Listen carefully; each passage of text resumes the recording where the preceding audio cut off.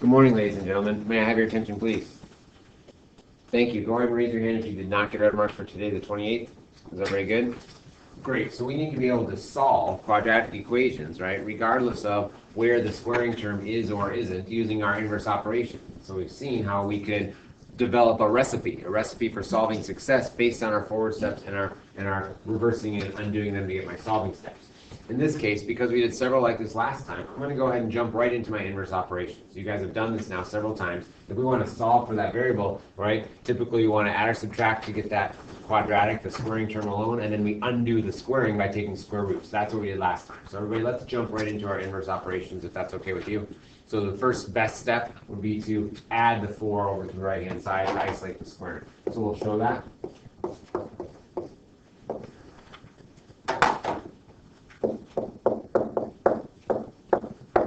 That gets my x plus 1 quantity squared alone on the left, and that's equal to 4 on the right. And now I can undo that squaring, right? So what undoes squaring, Joe? Square rooting, absolutely. So long as we make sure we consider both the positive and negative. So we'll go ahead and undo the squaring by considering the positive and negative square root of whatever was there. In this case, it was 4. Sometimes this will reduce, sometimes it won't, but either way, we'll be able to split it up into our 2 separate paths. I know that x plus 1 is going to be equal to the positive square root of 4, and x plus 1 is going to be equal to the negative square root of 4. So the first case, that would be positive 2. In the second case, that would be negative 2. And now we can finish it out with our inverse operation of subtraction. It looks like I could subtract 1 from both sides, both equations. So I'm getting x equals 2 minus 1 is 1, and x equals negative 2 minus 1 is negative 3. Negative 2 minus 1 is negative 3. And so raise your hand if you had x equals 1 and x equals negative 3. Great job, you guys. What can we do to check and see if either of those solutions, right, is correct or not? Maya? Plug the numbers back in for x. Certainly. We could plug our potential solution values for x back into the original and see if it makes a true statement. So I'm just going to do that for one of them in the interest of time. If I took this negative 3 and plugged it back into the original and evaluated, we want to see if it makes a true statement. If it does, it is indeed a solution. So let's go ahead and do that mentally together. Negative 3 plus 1 is negative 2. Negative 2 squared, rather, is negative 2 times itself is a positive 4. And does 4 minus 4 equal question mark 0? Yes, it does. And we can do the same thing for x equals 1. So we'll go ahead and box our x values confidently, right? And we know that we found our solution. Now, what are the x-intercepts of the function y equals f of x, right? What are my x-intercepts of that? Well, last class we developed an explicit connection between the x-value solutions and the x-intercepts of the graph. Go ahead and state the x-intercepts as in ordered pairs, x comma y, when I call on you. So get ready. What would the x-intercepts be as ordered pairs, right, based on our solution values? What would one x-intercept be? Jarrett? Absolutely. 1 comma 0 would be one x-intercept. What would the other x-intercept be? Right? What would the other x-intercept be? Emily? Negative 3 comma 0. Negative 3 comma 0. Awesome. And thanks for stating those as ordered pairs, x comma y. That drives home the fact that an x-intercept of the graph, right, has a y coordinate of 0, because it's where you're crossing the x-axis. The y coordinate has to be 0. And 1 comma 0. Awesome. Let's go ahead and do a quick graphical check. So what I did is I went ahead and got the emulator. You don't have to go and get a graph right now. I just want to verify that we did in fact find those x-intercepts correctly graphically. And so I could go ahead and enter my original function. In this case, y equals, and I'll do quantity x plus 1 all squared minus 4. I'll go ahead and zoom 6 to make sure I'm in a standard viewing window, which may or may not be good, knowing that I can always adjust that manually by using my top toolbar second button window. And it looks like that's a-okay. And so if I wanted to find the zeros, that is the x-intercepts of the graph, are called the zeros of the function, right? Those real x-intercept values are zeros of the function. By doing second, trace is the calculate menu, and I could select the second option, 0, enter. And then I could go ahead and use my arrow keys to toggle to the left of where I think that x-intercept occurs before pressing enter to tell the calculator left bound. I could use the right arrow key to go to the right of where I think that feature occurs before pressing enter to tell the calculator the right side of the window in which to look. And now that I've given the calculator a window, I'm going to go ahead and one more time use the arrow keys to go back close to an x-intercept before pressing enter a third and final time for my guess. And so I've done a right bound, I've done a left bound, I'm ready for the guess, and voila! It looks to me like one x-intercept is -3, 0, the same one that Emily told us. And so graphically we can verify that by doing second calculate 0. And that's a super powerful skill that we'll use time and time again, and you'll use also to solve graphically in FST. So we're going to practice doing that in the upcoming days, but it's just like kind of your second calculate intersect that you did first semester. What I want you to do right now is give me that little imperceptible head shake, right, that I can see as a teacher that you remember doing second calculate intersect, or you don't remember doing second calculate intersect on the graph. You remember doing second calculate intersect? Second calculate maximum? All right, so we're going to do more practice. Awesome. So we're going to do more practice, all right? We'll be using the graphers here in the upcoming days. You don't have to get one right now, okay? You don't have to get one right now, but we will be doing that in the upcoming days. All right, so let's go ahead and finish our Bellwork, and then we'll have a chance to get graphers. If you don't have your graphing calculator today, right, then I'm going to ask that you check one out from the front calculator tab. Don't do it right now. Wait till after our discussion when we're doing our homework check. But if you don't have a grapher and you need to borrow one for today's discussion, you're going to come up to the front plastic calculator tab. In order to borrow a grapher, which you're welcome to do during class time, you just can't take it out of the room, you must put your name and then the calculator number. You can find the calculator number on the back. So this is calculator number 1. Sorry about that. This is calculator number 80. This is fun. This is calculator number 3, and so make sure you put your name and the calculator number, and then when you're done, put it back in the tub and then cross off your name, okay? Thank you, guys. All right, let's go ahead and finish our Bellwork discussion. So we've seen graphically how the x-intercepts, right, the x-intercepts of the function y equals f of x correspond exactly to the x values of the solutions of the equation f of x set equal to 0. All right, so what in the world does 3 and 4 have to do with our Bellwork? Well, they're setting up for our content objective today, right? We'll need factoring. We need our factoring skills fresh and at the ready in order to solve quadratic equations later today. So let's go ahead and see if we can factor completely. So what do? Well, we'll go ahead and consider our factoring flowchart. Our first step is always stop, think, GCF. Is there a greatest common factor hiding in each of those terms that I could factor out in a reverse distributive property problem? And as I scan this problem, 5 and 24 don't share any common factors, and so I'm not going to be able to do a GCF problem, a greatest common factor. Next, I'll consider if it's a special pattern. And so if there's 2 terms in this polynomial, it could be a special pattern if there are a difference of perfect squares.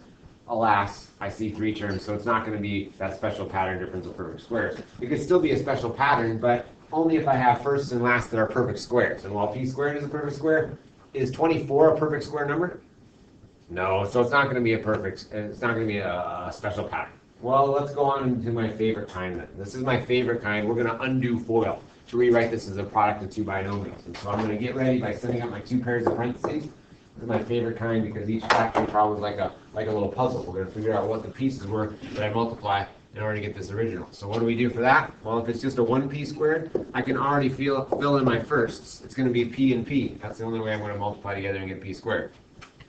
Then I get to consider my factors of the last, plus and minus. And so if my last number was negative 24, I know my factors include plus and minus 1 and 24 would be 1 pair of integer factors. But that's not all, right? What else is 24? Oh gosh, we could do 2 and 12.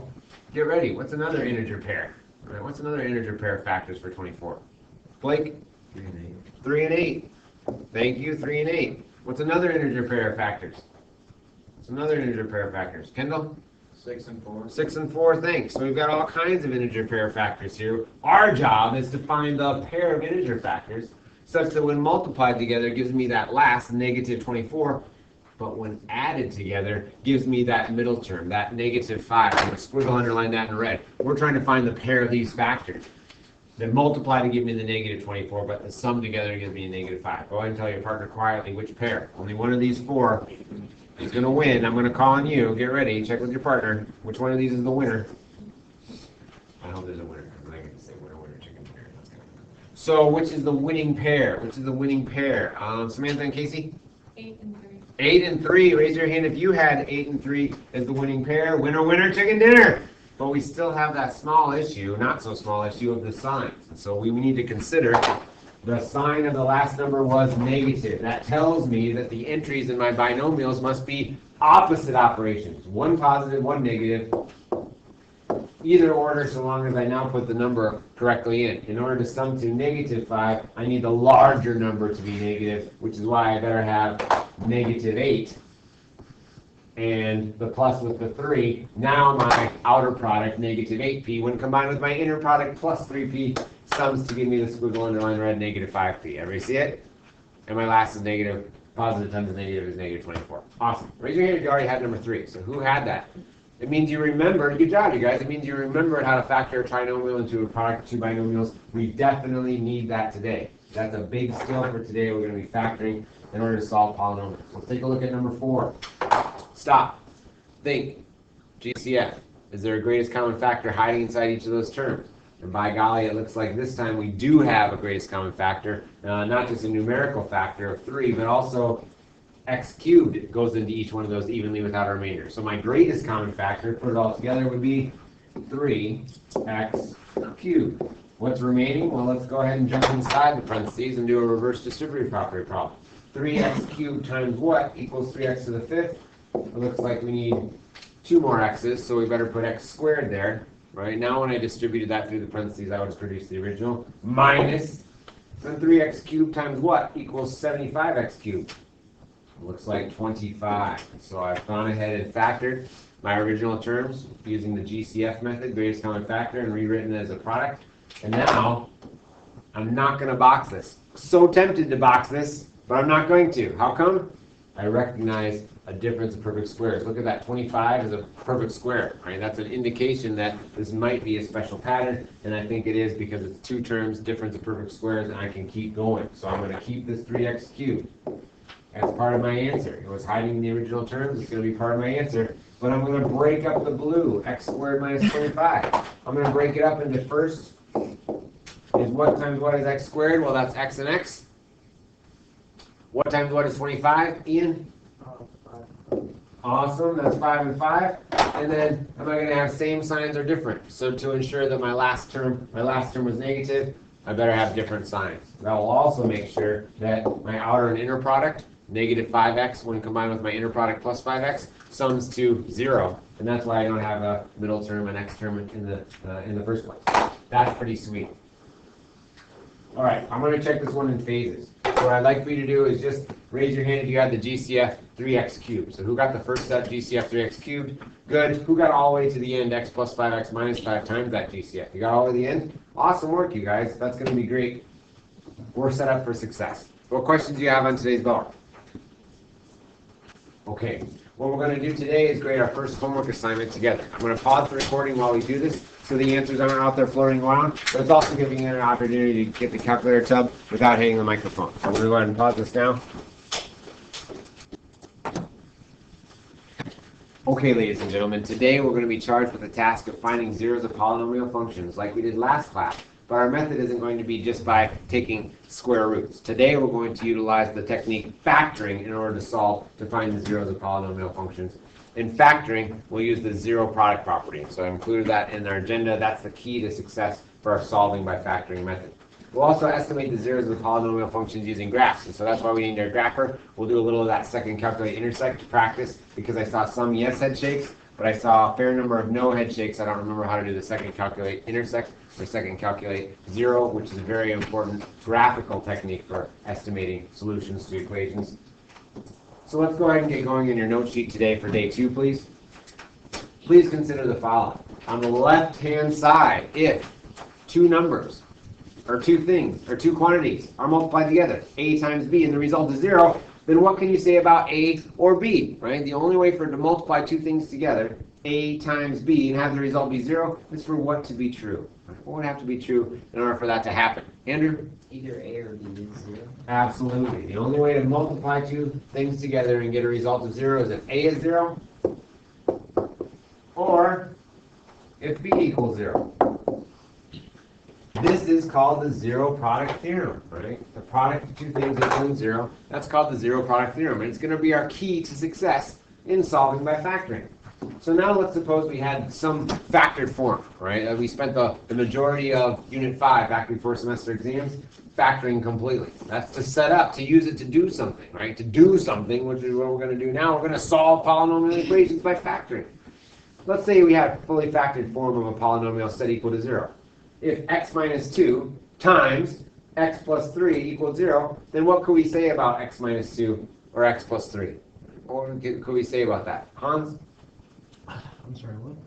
If we multiply these two things together, just like Andrew told us on the left, if a times b equals 0, there's no choice but for the first thing to equal 0 or for the second thing to equal 0. What happens if we had fully factored form, quantity x minus 2 times quantity x plus 3? If that equaled 0, when we multiply them together, we'd have no choice but for what to be true? X equals The first thing to equal 0, the whole shman, x minus 2 equals 0. Or the second thing, the whole shman, x plus 3 equals 0. Thank you. So if two things are multiplied together and the result is 0, we have no choice but the first thing to equal 0 or for the second thing to equal 0. Well, if that first thing, x minus 2, were to equal 0, then what could we say about x? Well, in order to make x minus 2 equal 0, what would x, right? What would x have to be? Mitch?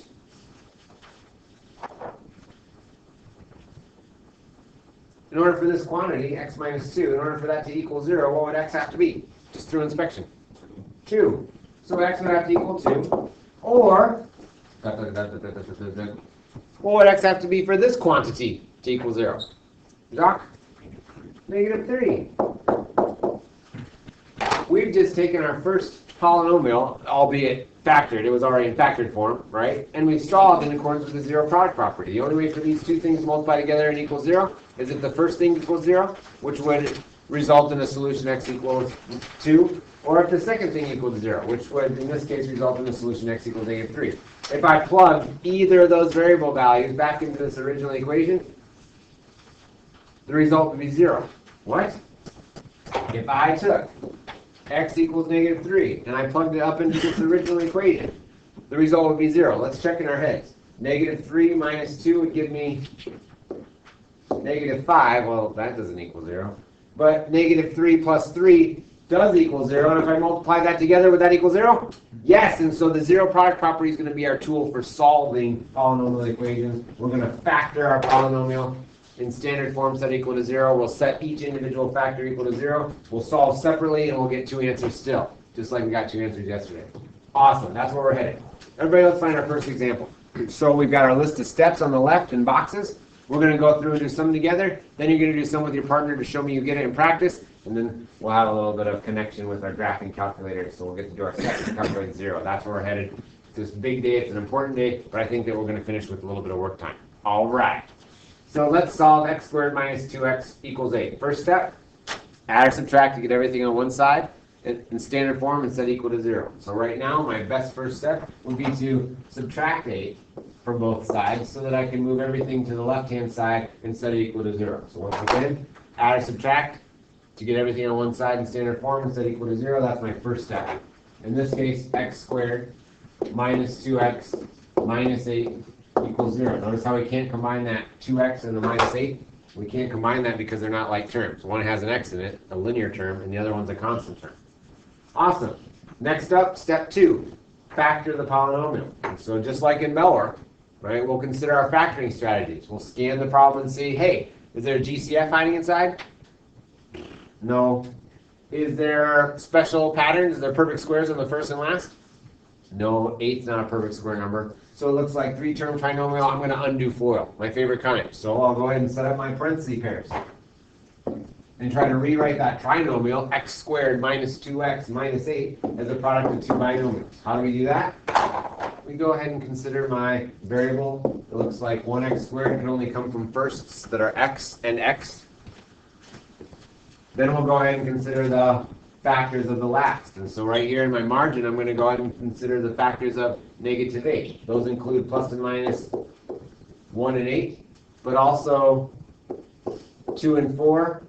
Anything else? 3? No, 4? We already have. So it looks like these are my choices. Our job now is to find, right, which of these pairs, 1 and 8, or 2, and 4, such that when placed in my last, multiply to give me -8, but sum to give me squiggle underline red -2. Go ahead and tell your partner which pair is going to win this time. Is it going to be 1 and 8 or 2 and 4? Be ready to start the class when I'm calling you. Who's the winning combination now? Megan and Caitlin? 2 and 4. 2 and 4 wins, and so it's going to have to be 2, and it's going to have to be 4.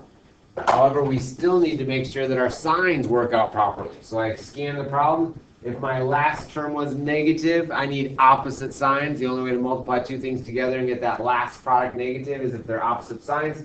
But I can't blindly put in a plus and a minus without first considering what their sum is. I need the overall sum to give me -2x. So here we go. I'm going to need the bigger one to be negative because -4x, my outer product, when combined with +2x, my inner product will now produce the desired linear term, -2x. Awesome. So we factored it completely. Because we have a product of two things set equal to 0, we can now use the zero product property, the zero product theorem. If two things multiply together and give me 0, or if 3 things, or 7 things, one of those things has to be 0. So what do we do next? We'll go ahead and set each individual factor equal to 0 and solve separately. So if x plus 2 times x minus 4 equals 0, then we've got no choice but for x plus 2 to equal 0, or x minus 4 to equal 0. So everybody, we have to split it up. This is where our split up in the two paths comes from, right? In this case, not when we're taking square roots. Now we're going to split it up into two separate equations by setting each individual factor equal to 0.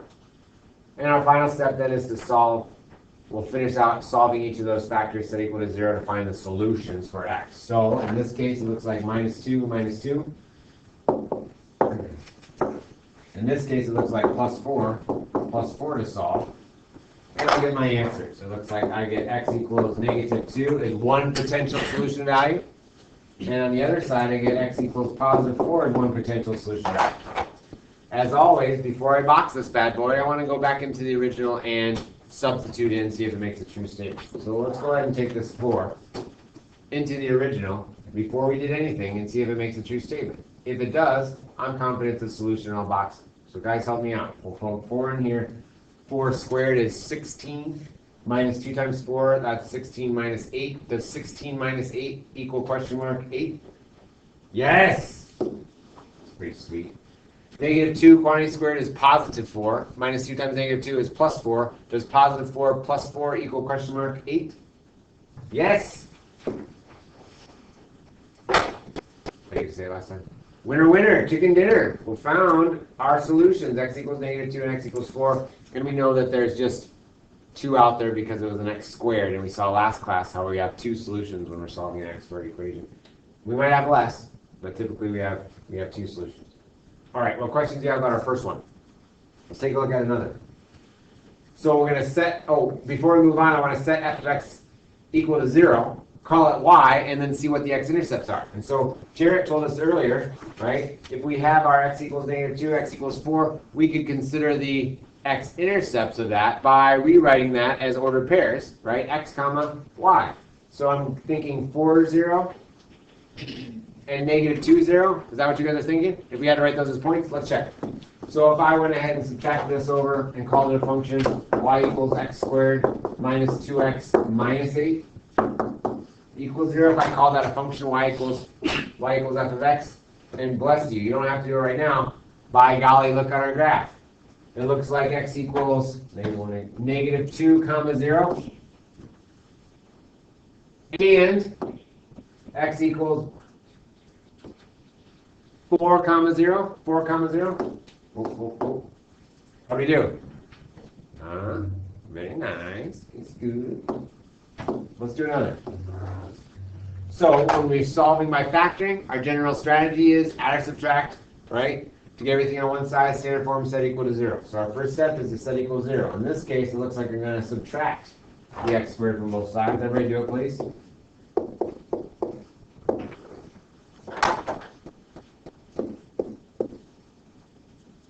I'm going to sandwich that squaring term in between the x cubed and the minus 20x to be in standard form. Everybody see how I scooched that in between the x cubed term and the -20x term, because x squared right, is degree 2. That should become in between the degree 3 and the linear degree 1 term. Awesome. Next, my favorite step. I'm going to factor the polynomial. So stop, think, GCF. Is there a greatest common factor hiding inside? And as I scan this problem, it looks like everybody's got x's. So I'm going to factor out an x here in a reverse distributed property problem. And I'm going to factor that x out and rewrite my remaining trinomial. So if I took an x out of x cubed, I would have x squared remaining. Minus if I took an x out of x squared, I'd have a single x to the first remaining. And if I divided out an x from negative 20x, I'd have just the constant negative 20. Everybody see it? So we factored out an x from each of the 3 terms of my trinomial. Now that x out front is still going to be part of my fully factored form. It's still going to be part of my zero product theorem, and it's still going to contribute an answer. I don't want to forget about it. But I am going to now refocus my attention on this black trinomial. Everybody see it? I'm going to continue this factoring party by, again, considering my factors of the last, negative 20, that multiply together, right, give me negative 20, but sum together to give me that middle term, negative 1. So can we find those? Well, yeah, we can. I know my integer pair factors of 20 include 1 and 20, but also 2 and 10. And don't forget about 4 and 5. Go ahead and tell your partner which of these is going to be the winning integer pair. All of them multiply to give me 20. I want the ones that sum to give me negative 1. All right, so who's the winning pair this time? Kenzie and Caroline? 4 and 5. 4 and 5, raise your hand if you were going to say 4 and 5. If I call on you, but I didn't call on you, but I was going to call on you, but I'll call on you next time. Awesome, let's go ahead and finish out my factoring, guys. So I've got x, I've got 2 pairs of parentheses. We're going to fill them in. I've got x, we've got 4, we've got 5, and we've got, oh boy, opposite signs, larger one negative. So I'm going to go negative 5, I'm going to go plus 4. A quick check mentally, my outer product negative 5x. When combined with my inner product plus 4x, does that give me negative 1x? Yes, it does. So I factored correctly.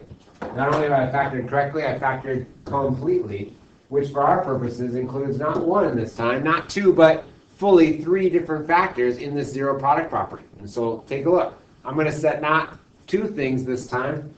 I'm going to set 3 things equal to 0. So I split it up into 2 things because there were just 2 things multiplied together in the first example. Everybody take a look here. 1, 2, 3 factors, so I've got 3 possible places that this solution are going to come from. X could equal 0, or x plus 4 could equal 0, or x minus 5 could equal 0. Does everybody see that? We've got 3 different places I could have solutions come from because we had 3 different things in our fully factored form. All of them contribute to potential solutions. How do we get them? Well, depending upon how much work we have to do after the fact, right? We may or may not already have them. Look at this. This x equals 0 is already solved for x equals 0. This one we have to subtract over 4, so x equals negative 4 is another possibility. And this one, adding over the 5 gives me x equals 5 as a possibility. Yes? So let's go ahead and check. X equals 0 into the original would be 0 minus 0 does equal 0. So that first one's no problem. The next one's a little bit bigger numbers. Negative 4 quantity cubed would be negative 64. Negative 20 times negative 4 would be plus 80, right? So I'm seeing if negative 64 plus 80, that would be 16. Does 16 equal question mark negative 4 quantity squared? Yes, it does. Negative 4 times itself equals positive 16. So that's a solution too. And lastly, x equals 5. 5 cubed is 125 minus 100 is 25. Does that equal 5 squared? Yeah, feeling pretty good about our work so far. So this time we had 3 solutions. Guys, go ahead and look at the original polynomial. What was the degree of the original polynomial? What was the degree of the original polynomial? Mark? 3. 3. So when we had this cubic polynomial, we ended up getting 3 solutions. When we had this squaring polynomial, degree 2, we ended up getting 2. Right? This is setting up for an FST when you investigate the fundamental theorem of algebra in more detail. That's pretty sweet. So the degree of my polynomial gives me the maximum number of real solutions. That's pretty sweet.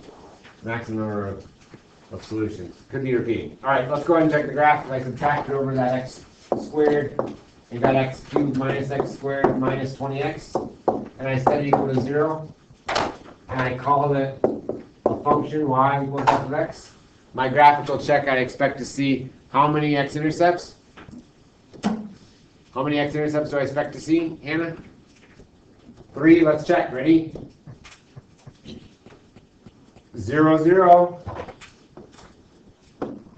Negative 4, 0. And 5, 0. Something. That's pretty sweet. So we're building on our notion, our connection from last class of our x-intercepts being the solutions to the polynomial equation set equals 0, and a new technique called factoring as a means to find them. That's pretty cool. Let's go ahead and do another. So we'll go ahead and add or subtract, multiply, divide, get everything on one side and set equal to 0. So here we go. And this time we're going to subtract 24x over and sandwich that in between.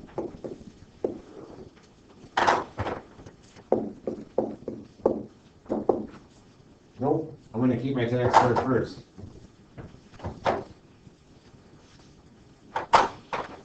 I want that quadratic term, 10x squared, first before my linear term last.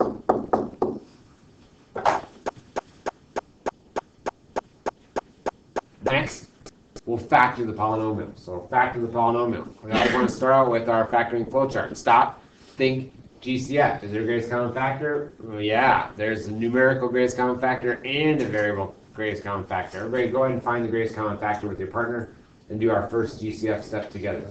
So go ahead and do that with your partner.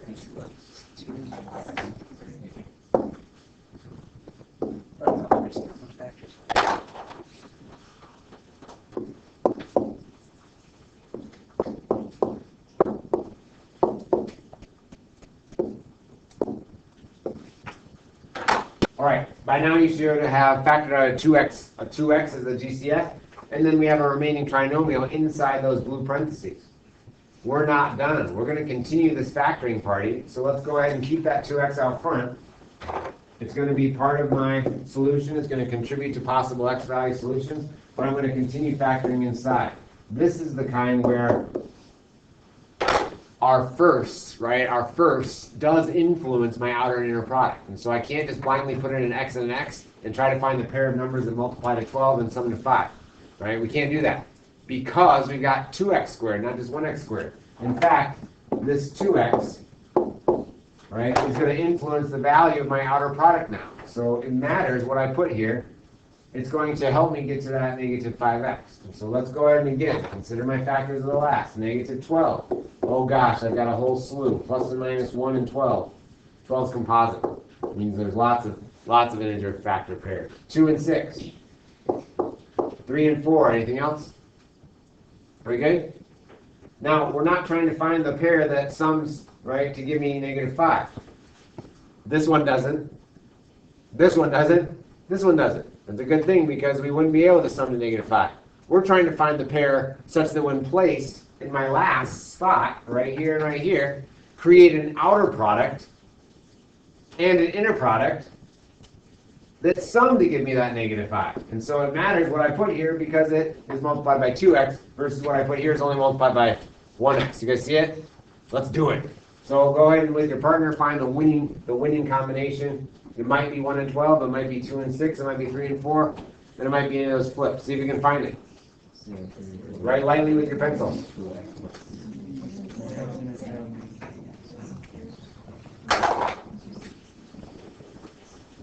Don't be afraid to try and then erase. Write lightly.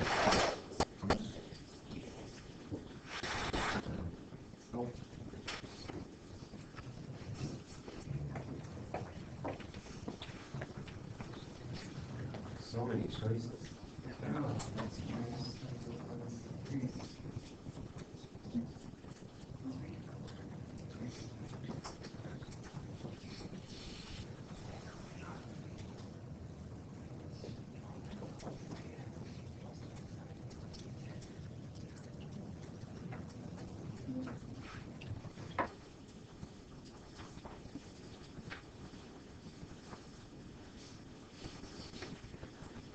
Okay, Go ahead and share the winning combination. The winning combination when I call on you. So what are my factors here going to have to be? Anna? 3 and 4 in that order with what signs?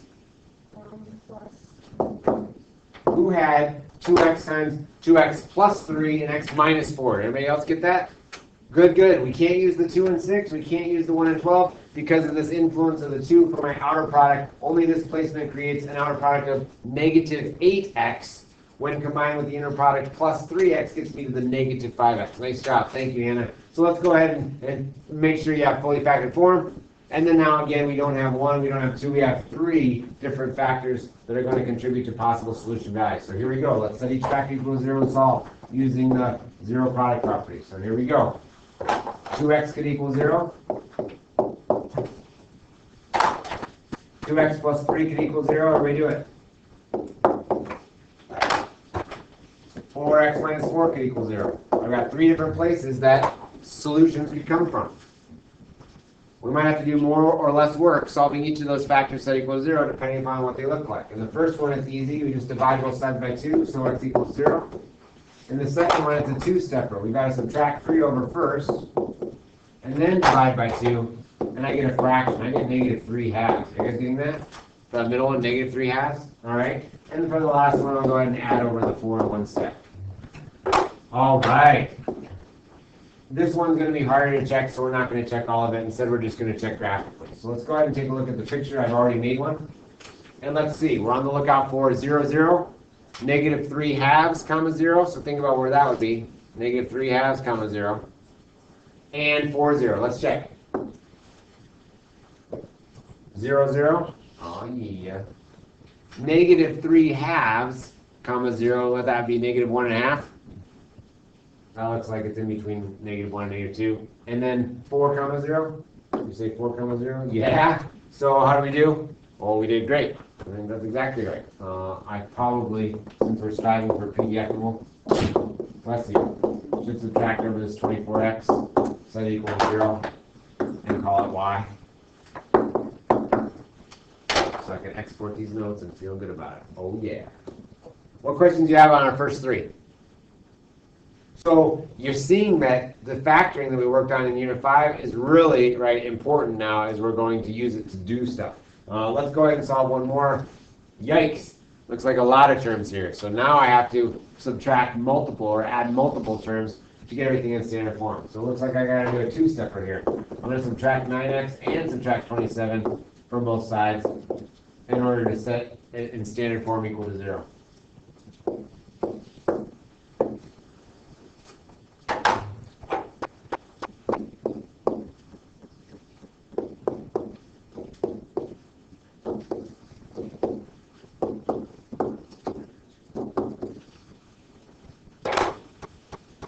After writing in standard form, right, everything on one side and set equals 0, we'll go ahead and consider our factoring flowchart. In order to factor that completely, I start off with stop, think, GCF, nothing.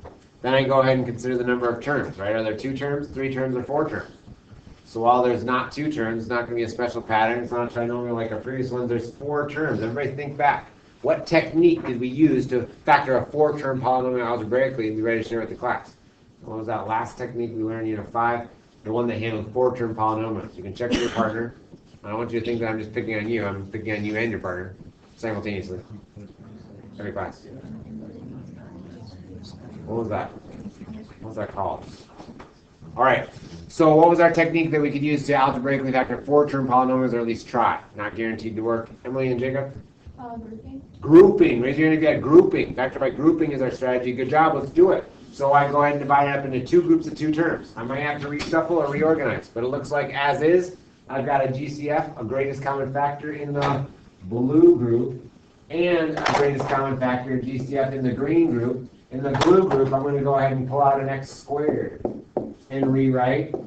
Inside, I have x plus 3. Is that what you guys are getting? So if I pulled out an x squared, I'd have x plus 3 remaining inside the parentheses in a reverse distributed property problem.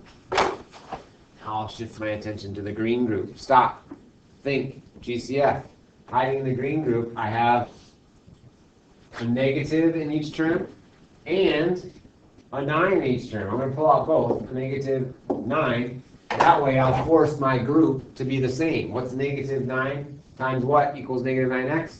Well, x. And negative 9 times what equals negative 27? Well, better be positive 3. If I put minus 3 here, then I'd have negative times negative would be a plus 27. And did I have plus 27? No. So I have to do negative times positive. That's good news because I'm trying to get a common group, right? That's why we're doing this. We're trying to get a common group. So this is still an equation. It's still equal to 0, but I'm not done factoring yet. Is there a common group after my first round of GCF problems? Yeah, it's x plus 3. So I'll go ahead and pull down that x plus 3 as the GCF between each of those big old terms. And remaining from that first blue term, after pulling out the x plus 3, remaining, all that remains is the x squared. And in the second big green term, after pulling out that x plus 3, the only thing that remains is a minus 9. So I went ahead and factored by grouping, and I'm feeling pretty good about that. Except that I haven't factored completely. If I truly want to solve this only by factoring, it looks like this colored term, x squared minus 9, could continue to be factored. What's special about the number 9? It's a perfect square, right? It's a perfect square and a binomial. So there's a difference in perfect squares, which means I can keep going one more step. I'll keep the x plus 3. I'll break up the x squared minus 9 into a product of two binomials. My first and first, what times itself equals x squared? That's easy. X and x. What times itself equals 9? 3 and 3. And what must my signs be such that the outer and inner product cancel out, right, and equals 0, and then the last number is negative. So what do my signs have to be here? Jock? Plus 9. One positive and one negative. So we'll go ahead and do one positive and one negative. How many factors do we have? Again, we've got 3. So we'll go ahead and set each factor equal to 0 individually and solve. So we've got 1 place, 2 place, 3 places solutions we come from.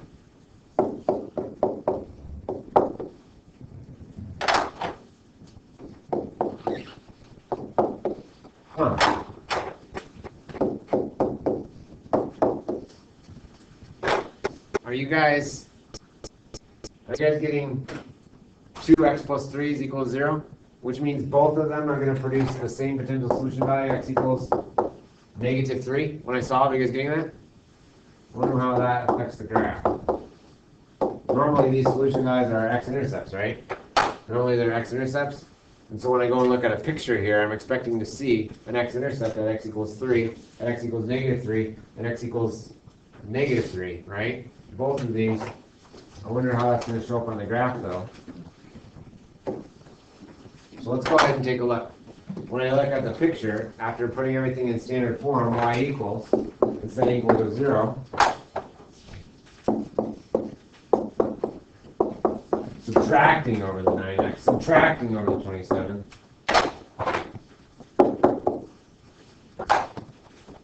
That x equals negative 3 solution occurred twice. The x equals positive 3 solution occurred once. And so I've got a normal x-intercept behavior here at the x equals 3. That is, the function comes up and crosses. But notice that this x equals negative 3, the one that counted twice, that had a 2, appearance of 2 on it, that I could even rewrite as quantity x plus 3 squared with an exponent of 2, behaves like almost like a squaring function, a parabola, right, at that x equals negative 3 value. Do you guys see that? If I rewrote that in fully factored form as x plus 3 quantity squared, that squaring term results in an x-intercept that appears like a squaring function. That's sweet. That's pretty awesome. You'll see more of that in FST and in pre-calculus, but we're ahead of the game. That's how awesome we are. All right, let's play the matching game now. So we've got our matching game. That'll lead into our graphical check where we'll do second calculate 0 to practice a little bit, and then it looks like you're going to have a little bit of work time. Recall our contact time schedule has shifted. Our second hour class now, we don't end at 11:30, we end at 11:45. So this is going to work out perfectly. We should even get a little work time. To that end, let's go ahead and get matching. So which of these blue lines, top, middle, or bottom, bring solutions to mind? What do we think are solutions here? Well, we just solved several problems, and it looks to me like solutions right, at the end are my x values solved for. So I'm thinking solutions are best represented by the third line, yeah? So I would label, when you guys have yours, it looks different, I would label that as solutions and just write out the word solutions. How's that? Is that gonna work? Write out solutions underneath. Factors, well, we spent second half of Unit 5 factoring. At the end of our factoring problems, what do things look like? They look like parentheses multiplied together. And so factors, I would say, are the second line underneath your 2x minus 3 in parentheses times quantity x plus 4 equals 0. I would write factors. Those are factors. Roots are another name, right? Roots are another name for solutions. And so roots is synonymous with solutions, which means that roots also connect to this bottom line. On your note sheet, underneath x equals, you can also put solutions. I'm sorry, you can also put roots now.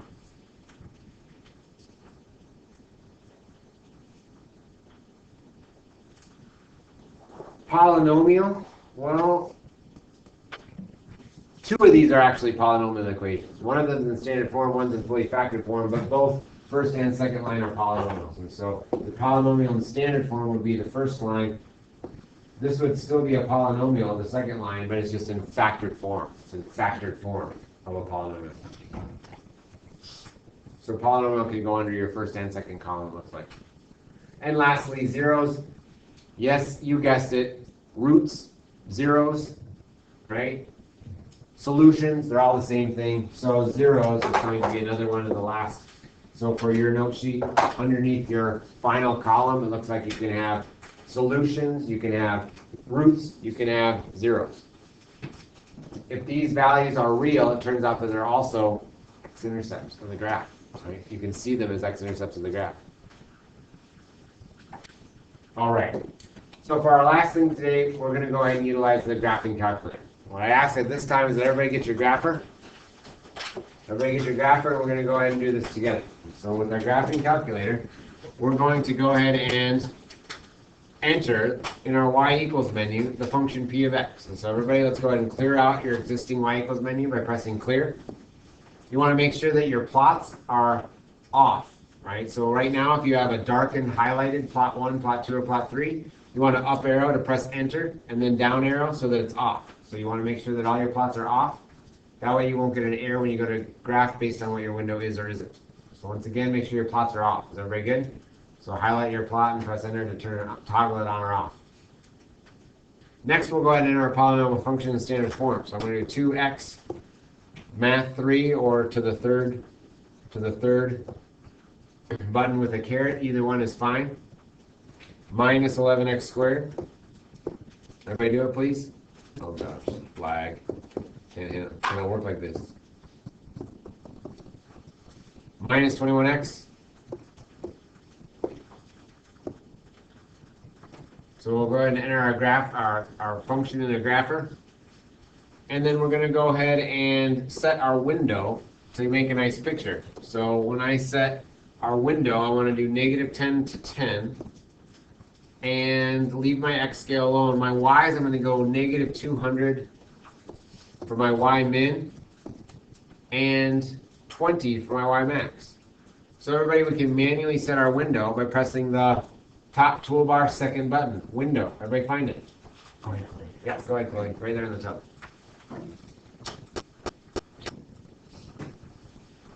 Oh, bring your pencil, please, and then put your name in here.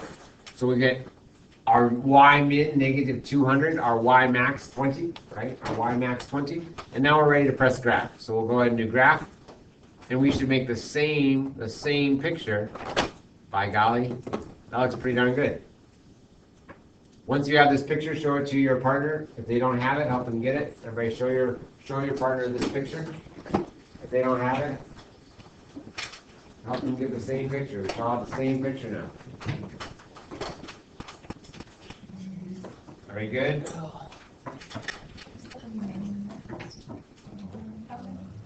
-200 to 20. Very good. Everybody have it? Yeah. Okay. So now we're going to go ahead and practice finding the x-intercepts from our graph. So we can do this through inspection. If they happen to fall on an integer coordinate, we can make a guess and then do trace and put in that x value, enter, and see if we jumped on the x-axis.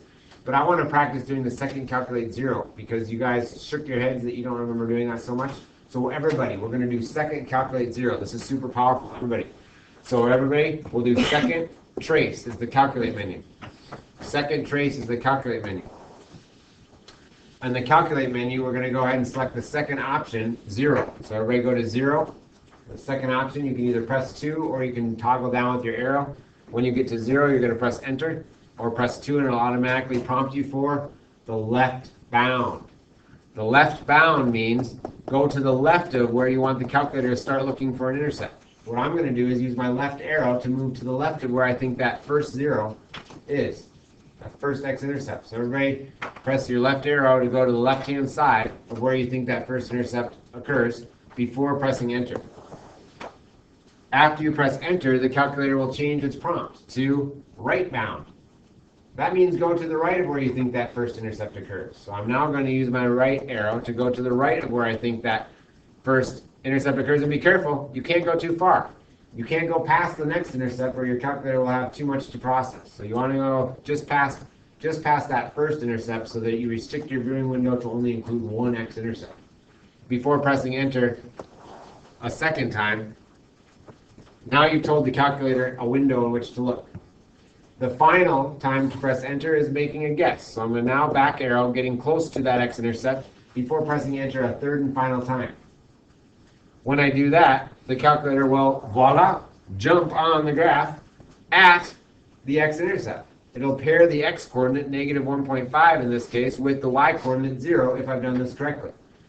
Everybody, second trace is the calculate menu, 2 is 0, left bound, enter, right bound, enter, guess, enter, and it should tell you negative 1.50. When you get intersection, when you get 0, sorry, the word 0 on your screen, show your partner your calculator. As you see, everybody has enabled to do this correctly. If you can't get 0 on your calculator on the bottom, then help your partner get it. So everybody get 0 on the bottom. I want to see the word 0. That means you've done it correctly. Last step.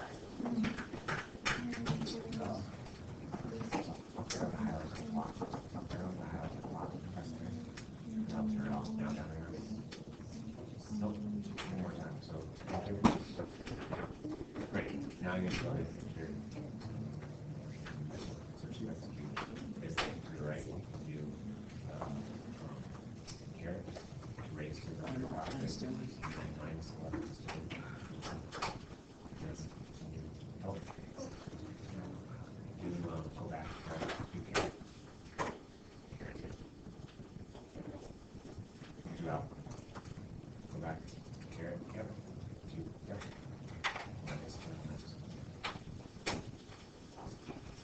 Now, just so here you can you can just do that during the let's see if it goes back. Okay, so do your window, set your window to negative 10 down here.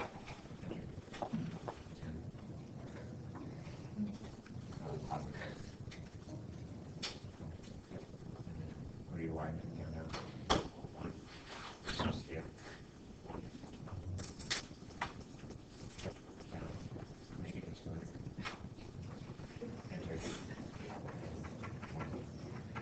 Back. Yes. All right, guys, find all three of them. So try another one. I'm going to do second. Trace. All right, that's my calculate. 0.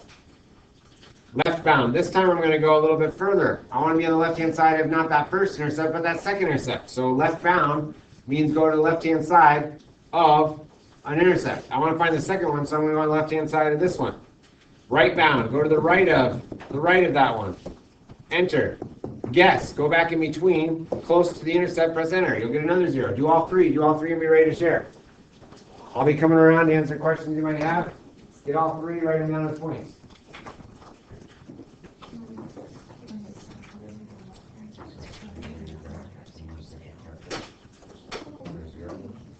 You want to go to the left of where you think it comes. So Guys, maybe make your window, your y max, 100. So it's bigger. That way the cursor's not in the way.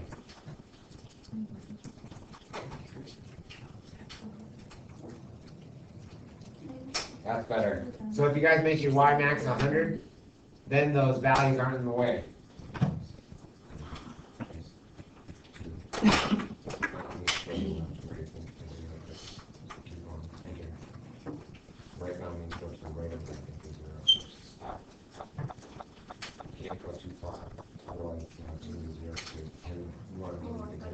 No, sorry.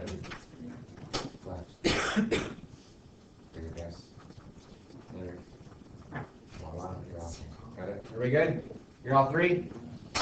Okay, now I'm calling on you to share the points. So what are our points for our x-intercepts? So what's 1 point for our x-intercept? What's 1 point for our x-intercept, Ian? Negative 1.5, 0. Negative 1.5, 0. Good. What's another point? What's another point of an x-intercept? Blake? 0, 0. 0, 0. Good. And what's the final x-intercept? Taylor? 7, 0. Awesome. So now we've got. Do it. Do it. Do it.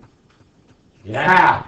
Negative 1.50, 0, 0, 7, 0. Thanks, guys. All right. So now we're going to go ahead and verify algebraically. So we're going to go ahead and solve p of x by factoring and see that we get the same thing. So you told me negative 1.5, comma 0. Blake told me 0, 0. Taylor told me 7, 0. Is that right? All right, let's do it by factoring now. So we're going to go ahead and set this equal to 0. We're going to set it equal to 0, and we're going to solve by factoring. So how do we do that? Easy cheesy. We go ahead and stop, think GCF, and solve by factoring. So we'll start out first with the GCF.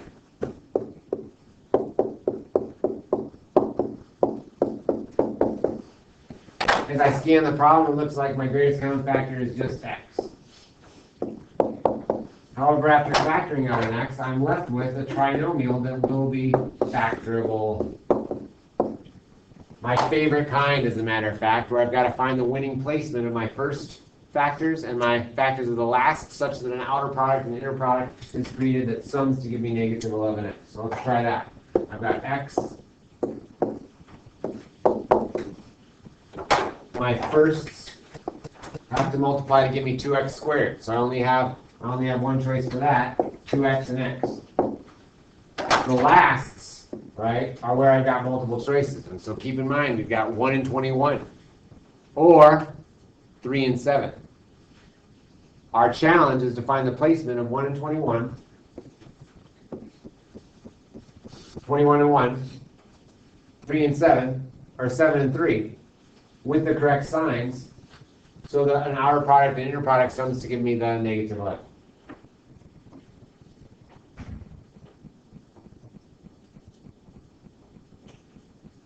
Has anybody found it already? Yeah? A couple people already? Okay, so with your partner, let's go ahead and see if you can't find the winning placement. Be ready to share.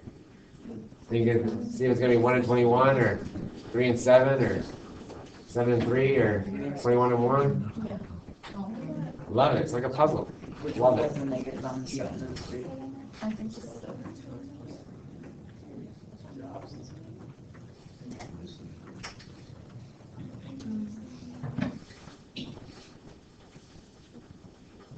Okay, enough talk. Now we eat. And by eat, I mean share our correct placement of the outside and inside product so that we get to our middle term. Ready? Who's got the winning combination? Who's got the winning combination? Rachel? 2x plus 3 and x.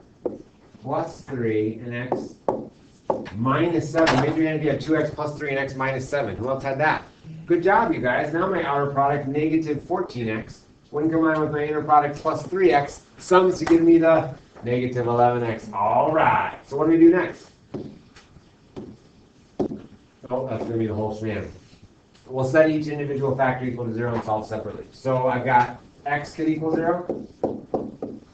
I've got 2x plus 3 could equal 0. And I've got x minus 7 could equal 0. So we'll set each of those factors equal to 0 and solve separately. The first one yields x equals 0. It's already solved. The second one yields minus 3 divided by 2. Which 0 does this give? This must give the negative 1.5. Isn't that negative 3/2? And the last one gives x equals 7.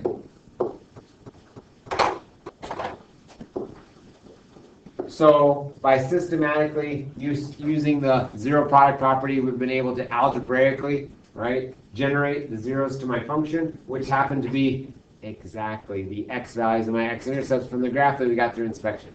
That's pretty cool, right? We've made an explicit connection between the x-intercepts of my graph and the solutions to the polynomial equation set equal to 0. That's pretty sweet. All right, so now it says state the solutions are zeros or roots to the polynomial. Oh gosh, it looks like I did too much. So let me do this. Can I?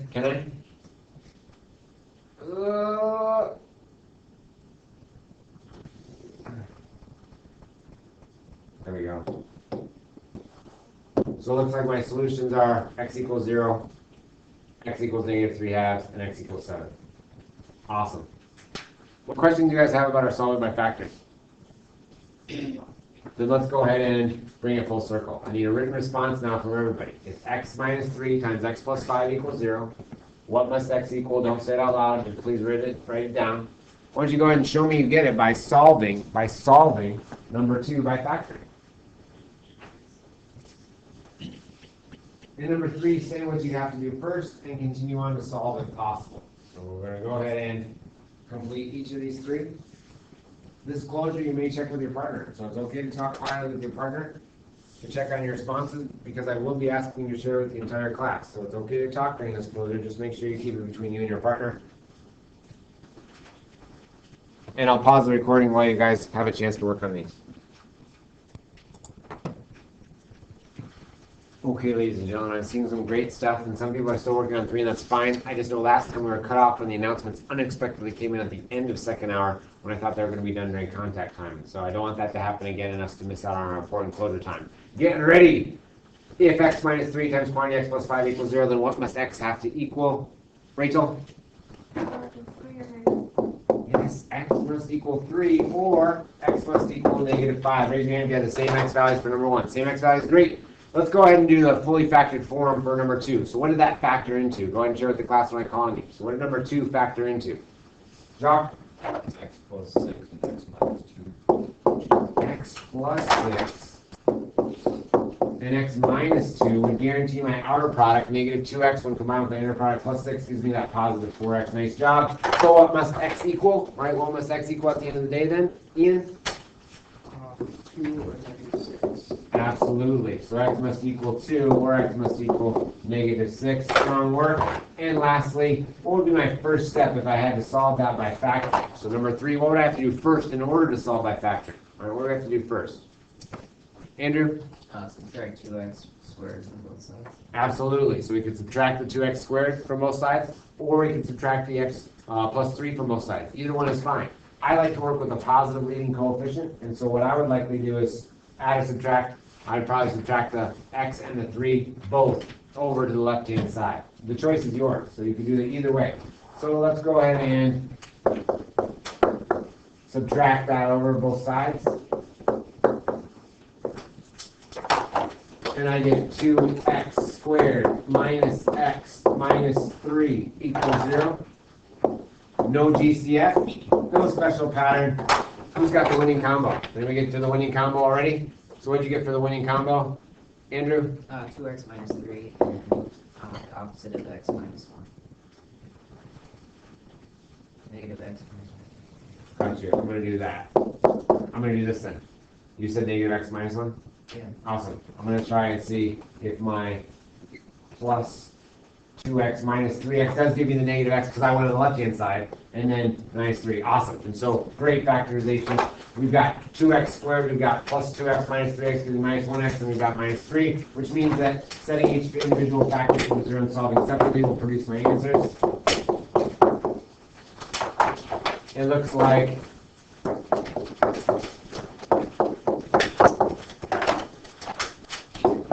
I get x equals 3 halves and x equals positive 1. Ladies and gentlemen, I want you to know we did a great job and a big thing today. Many people borrowed calculators. So what I've asked you to do at this time is that you go ahead and be a good calculator neighbor, clear out your y equals menu in Zoom 6. I'm going to stop the recording and save it to post to our